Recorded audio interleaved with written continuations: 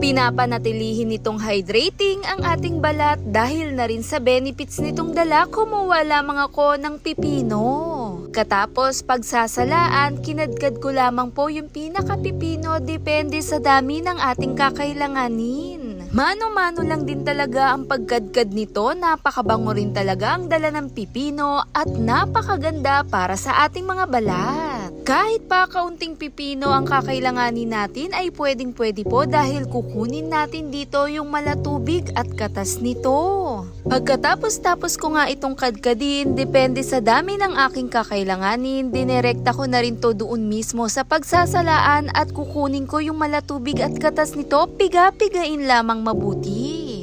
Dito nga po sa ating gagawin, pananatilihin itong hydrated, moisture ang ating balat, mayaman sa antioxidant.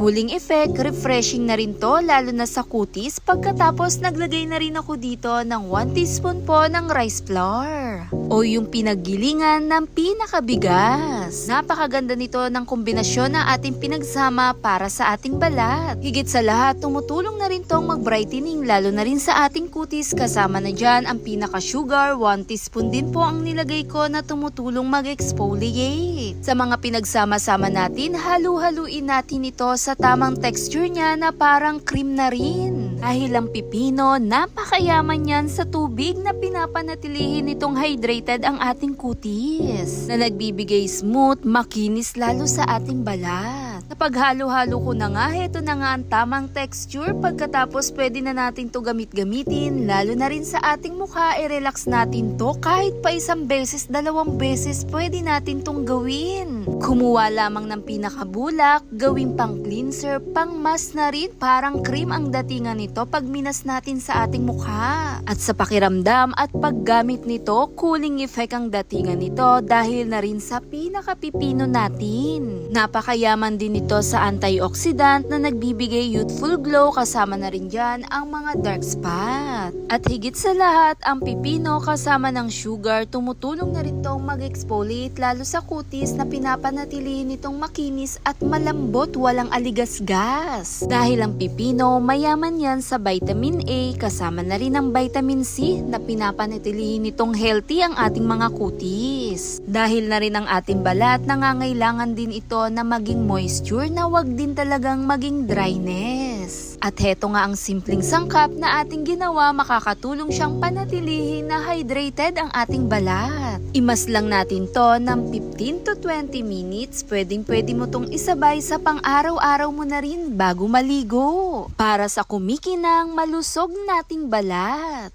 Thanks for watching guys! Bye!